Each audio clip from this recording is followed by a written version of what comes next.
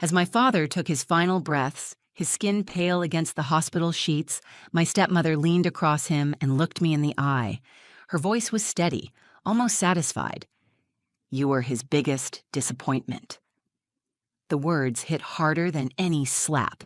I didn't respond. I didn't cry. I didn't argue. I just sat there, frozen, while her eyes burned through me with the same contempt she'd carried for years. She turned back to his lifeless body like I didn't matter, like I was nothing more than the reason she had to be there in the first place. But what she didn't know, what none of them knew, was that just hours before my father died, he had called me into that room alone. He told me something she never expected, and I kept quiet, waiting for the lawyer. When he finally walked in with the envelope in his hand, the air changed. What he read out loud turned the entire room against her, and the woman who had spent years tearing me down suddenly started screaming, because the truth my father left behind didn't just speak for me, it shattered every lie she had ever told. Everyone watched in silence. When I got the call from the hospital, I was sitting at my kitchen table, eating cold leftover pasta and clicking through freelance job boards like I always did on quiet Monday nights. The nurse's voice was gentle, but clinical. My father had taken a turn for the worse. They didn't think he'd make it through the night. I didn't cry right away. I just stared at the wall, my fork still in my hand, heart hammering in my chest. There's a strange kind of stillness that settles in your bones when grief tries to sneak in early, like your body knows something terrible is coming before your mind can process it. I threw on a hoodie, grabbed my car keys, and drove across town. The roads were wet from a passing storm. Every red light felt like a personal punishment for all the moments I hadn't spent with him lately. I hadn't seen him in almost 3 weeks. He'd said he was fine, just tired. Loretta said there was nothing to worry about. But Loretta had been lying since the day she married him. When I walked into the ICU, the air smelled like bleach and machines. It was quiet except for the hum of monitors and the occasional muffled cough from down the hall. I spotted him instantly. My father, Thomas Bell, once a proud architect who designed some of the most stunning homes in the city, now looked like a shadow of himself. His skin had lost its glow, his cheeks hollowed, his chest rising and falling in uneven intervals. He looked small, and that scared me. I stood beside his bed and reached for his hand. It felt cold, but he moved his thumb slightly when I touched it. I whispered his name, and for a second, I swore he smiled. I hadn't always felt this distant from him. In fact, I used to be a daddy's girl. He raised me alone for almost 7 years after my mother died. We cooked pancakes on Sundays, took long walks with our beagle, and built pillow forts in the living room on rainy days. He taught me how to tie my shoes, how to fix a bike chain, and how to dream big, even when life felt small. Everything changed when Loretta came into our lives. I was 14, awkward, and guarded. She was polished, loud, and exhausting in the way some people are when they need to be the center of every room. She wasn't cruel right away, just distant, always correcting my posture, commenting on my clothes, or calling my art cute but pointless. I tried to bond with her. I really did. I asked if I could help her cook, if she wanted to come to my school's open house, if she needed help decorating the new guest room. But every time I tried, she made it clear I wasn't wanted. Not really. And the worst part was that slowly, my father stopped noticing. He stopped asking me to hang out after school. He missed my art showcase 2 years in a row. He laughed nervously when Loretta teased me at dinner. He told me I was being too sensitive when I told him I felt pushed out. By the time I turned 20, I'd moved out and barely visited. Not because I didn't love him, but because being in that house made me feel like an outsider in my own story. Still, I never stopped checking in. I called, even when Loretta answered and made it clear I was interrupting. I sent birthday cards. I texted when I knew he was at his office alone.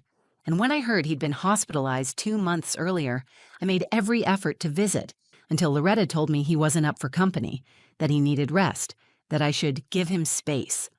Now, seeing him in that hospital bed, my chest ached with everything unsaid.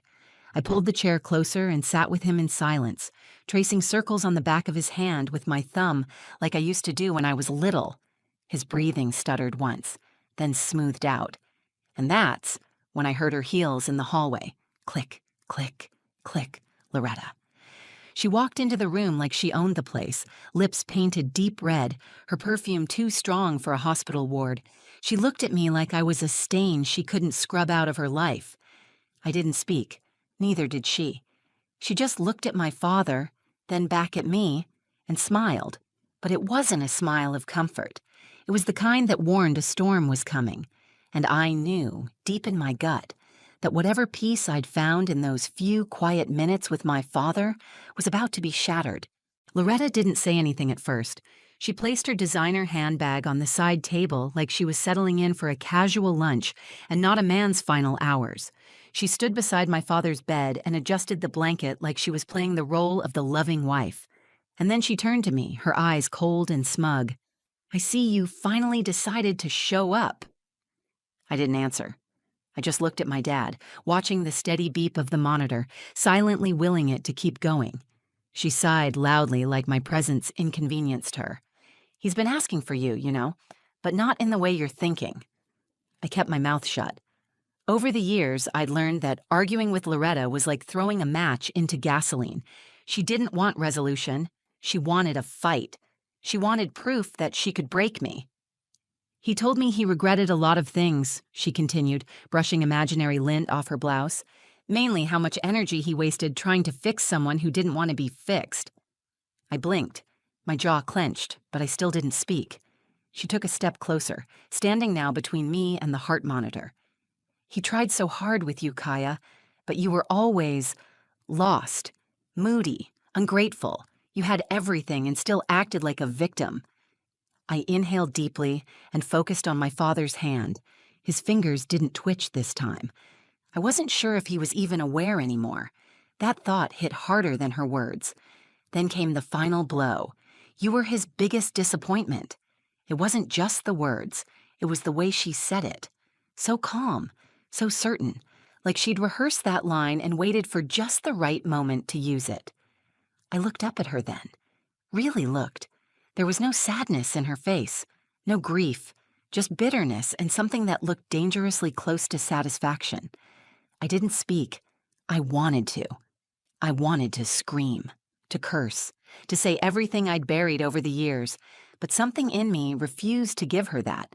Instead, I just looked back down at my father's face, willing him to open his eyes and make it all stop. Loretta laughed under her breath. "Of course you won't defend yourself. You never do, always playing the silent martyr."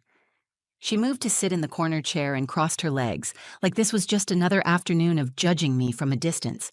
My cousin Jade arrived not long after.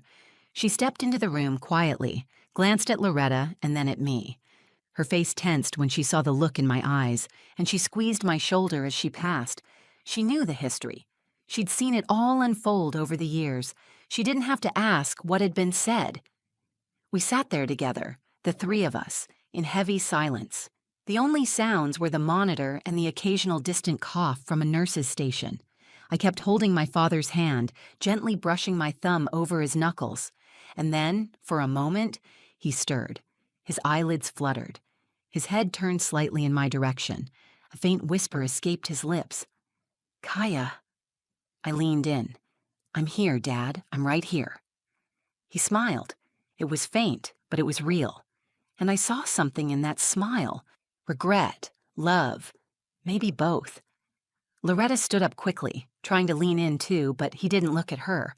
His eyes were locked on mine. He tried to say more, but no words came out. Just a shallow exhale, and then nothing. The monitor flatlined. The nurse came rushing in, pressed a few buttons, and then quietly shook her head. Time of death, 9:16 p.m. Loretta stepped back, hands clasped together as if she were the grieving widow. But her face was unreadable. No tears, no tremble. Just a tight-lipped expression and a glance in my direction like she'd already claimed victory. I felt like I was underwater, the room muffled and blurry. But deep in my pocket, I felt the weight of the envelope my father had given me just a few days earlier. His voice echoed in my mind. "Whatever happens, just wait for the lawyer." So I stood. I kissed his forehead. I said goodbye. And I left Loretta alone in that sterile room with all her lies and cold, practiced smiles, because I knew her moment was coming, and it was going to burn. The night after my father died, I barely slept. I lay on my couch in a hoodie that still smelled faintly like the hospital, staring at the ceiling fan as it spun in slow, useless circles. I thought I'd cry. I thought I'd break down or scream or throw something, but I didn't. I just lay there, replaying his final whisper, the look in his eyes, and the way Loretta had already started making calls before his body was even cold. She didn't waste a second. By morning, she had already posted a heartfelt tribute on Facebook, full of photos that didn't include me. The caption read, "The love of my life. Thank you for our beautiful journey. I'll miss you forever." Underneath, people were commenting things like, "So sorry for your loss, Loretta," and "You two were soulmates." One even wrote, "I hope Kaya is supporting you through this." I turned off my phone and tossed it across the room. That same morning, I found the envelope my father had handed me. I had tucked it between 2 notebooks in my dresser drawer when I got home. At the time, I didn't know what was inside. I hadn't opened it. I just remembered his voice. "Whatever happens, wait for the lawyer. Let him speak for me." That was all I needed to hear to trust him. For the first time in years, he had looked at me without distraction or guilt, and I knew he meant it. So I waited. 3 days later, I stood outside the law office of Hayes and Milton, LLP, clutching the unopened envelope in a knot of nerves that hadn't loosened since the funeral. Jade walked beside me. She offered to come for moral support, and I didn't turn her down. Her presence was like armor, silent, solid, and grounding.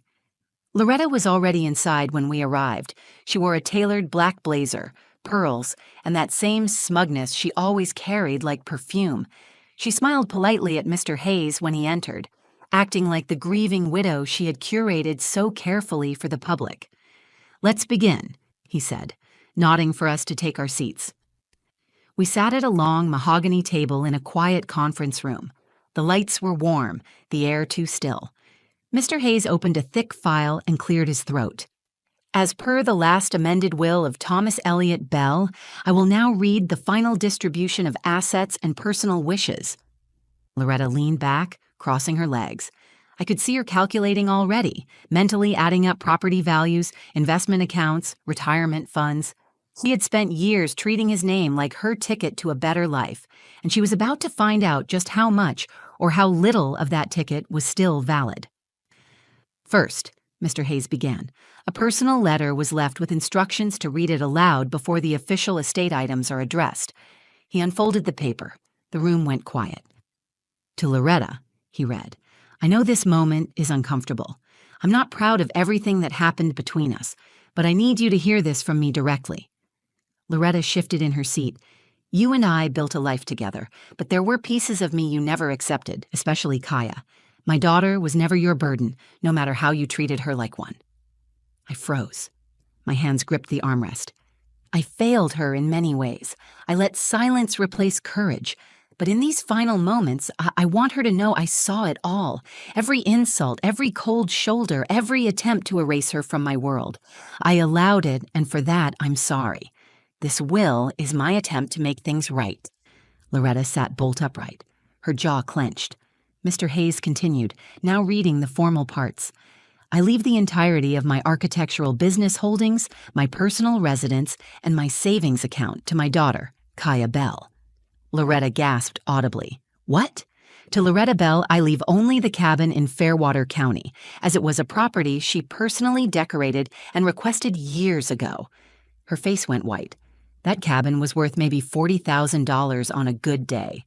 She stood furious. "This is a joke. He wouldn't do this. I took care of him for years. I ran that house. I was his wife." Mr. Hayes stayed calm. "He made these decisions clearly and consciously.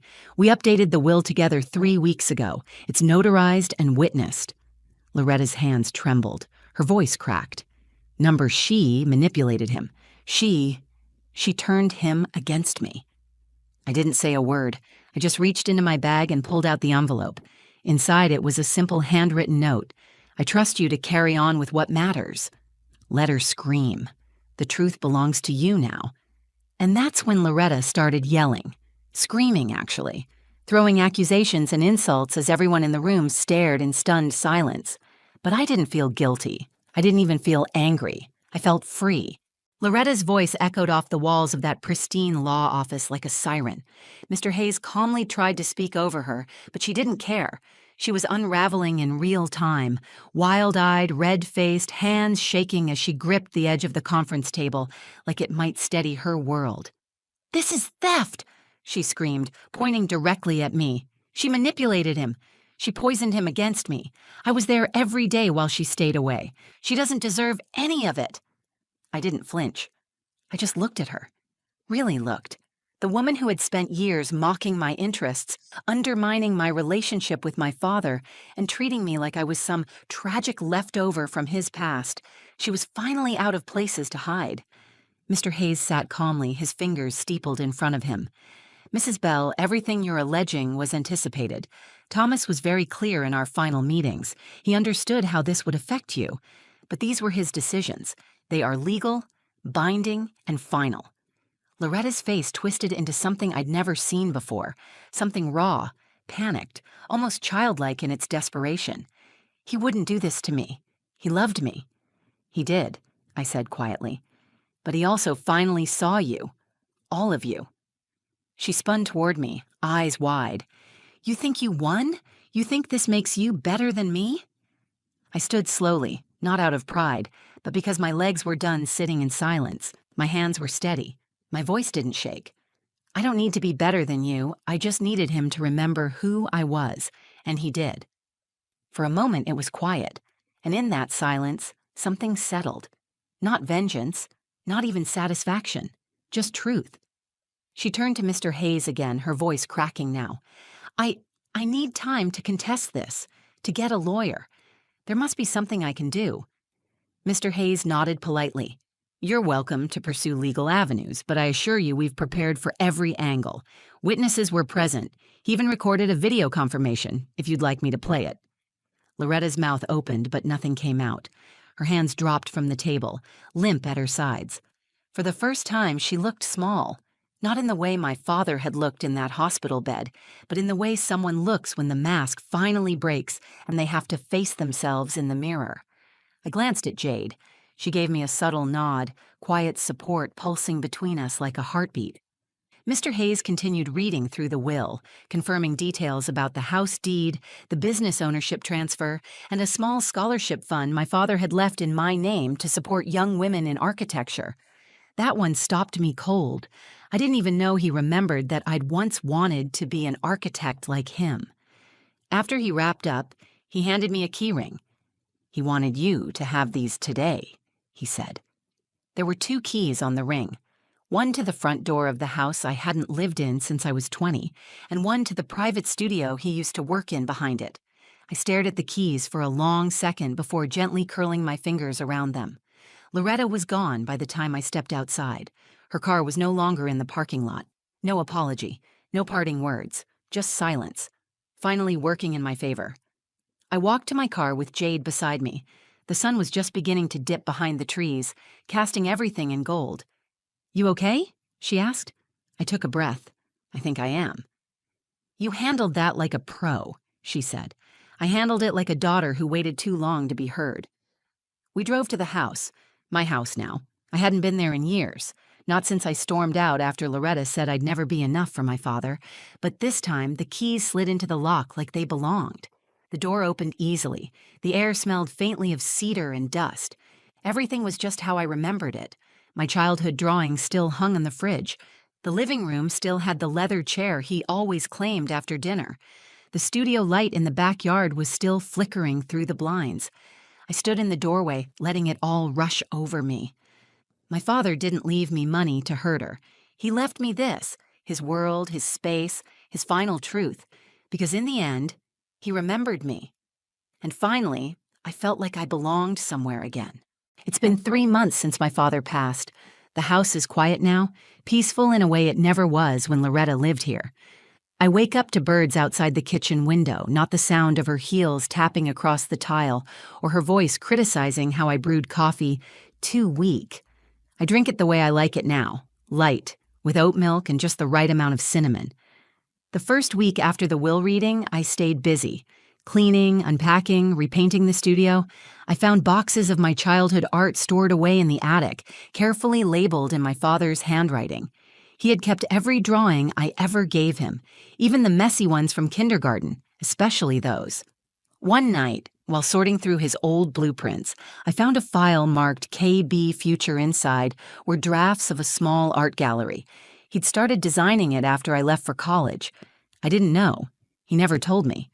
But he believed in me, even after everything, even when he didn't know how to show it out loud. I cried for the first time in weeks that night, not the kind of cry that leaves you hollow, the kind that washes something away, the kind that makes room. Jade visits often. She brings takeout and always sits in the same chair by the window, like she's claiming her corner of this new life with me. Sometimes we talk about Loretta, mostly in passing. I heard she tried to challenge the will but didn't get far. My dad's preparations were airtight. She eventually stopped trying. I think she finally realized the man she thought she controlled had made his final decision without her. I don't hate her, not anymore. Hatred is heavy. I carried it for so long I forgot what it felt like to breathe without it pressing on my ribs. But somewhere between the silence of this house and the truth my father left behind, I let it go. I still feel him here, not in a ghostly way. More like muscle memory, like when I'm in the studio and I instinctively reach for the pencil he used to keep in the second drawer. Or when I walk past the coat rack and expect his navy jacket to be hanging there. I talk to him sometimes, quietly, not because I think he can hear me, but because some words deserve to be said, even if no one's there to answer. Thank you, I say most often, not just for the house or the keys, for seeing me. I used to wonder if staying silent that day at the hospital made me weak, if I should have stood up to Loretta, if I should have fought back louder, harder. But now I know silence isn't always surrender. Sometimes it's strategy. Sometimes it's strength. Sometimes silence says, I'm not going to waste my breath proving myself to someone who's already decided I'm not enough. Because I was enough. I am enough. And my father knew that in the end. That's what matters. People still reach out occasionally. Old family friends, distant cousins. They say things like, I had no idea things were like that, or your dad always lit up when he talked about you. I smile, thank them, and leave it at that. They don't need the whole story. The ones who matter already know it. One morning, I walked out to the backyard and unlocked the studio door. The light filtered in through the skylight, warm and golden. I hung my father's favorite drafting ruler on the wall above the desk. Then I pinned up my first new sketch in years. It wasn't perfect, but it was mine, and I finally had space to create again. In the quiet of that studios, I realized something. You can spend your whole life trying to prove your worth to the wrong people, or you can wait until the right person sees you fully and leaves behind a legacy that whispers, you were never the disappointment. You were the hope, the heartbeat, the one who stayed soft in a world that tried to harden you. This house doesn't feel like an inheritance. It feels like forgiveness, a second chance, a final chapter that turns into a beginning. And I plan to fill every room with light, laughter, and the kind of love that never makes someone feel like they don't belong. Because I know what it's like to be forgotten, and I know the power of finally being remembered. If this story hit you in any way, if you've ever felt silenced, overlooked, or made to believe you weren't enough, I want you to know something. You are not alone, and you are not a disappointment. Your worth isn't measured by who tries to tear you down, but by how you rise, how you heal, and how you carry your truth, even when it's quiet. If this story moved you, please give it a like. Share it with someone who needs to hear they're not alone. Leave a comment below. I read every single one, and I'd love to hear your thoughts or your own experience. And if you want more stories like this, real, raw, and honest, subscribe to the channel. There's so much more I want to share with you. Thank you for being here. Thank you for listening, and remember, sometimes the loudest kind of strength is the kind that waits. Until next time.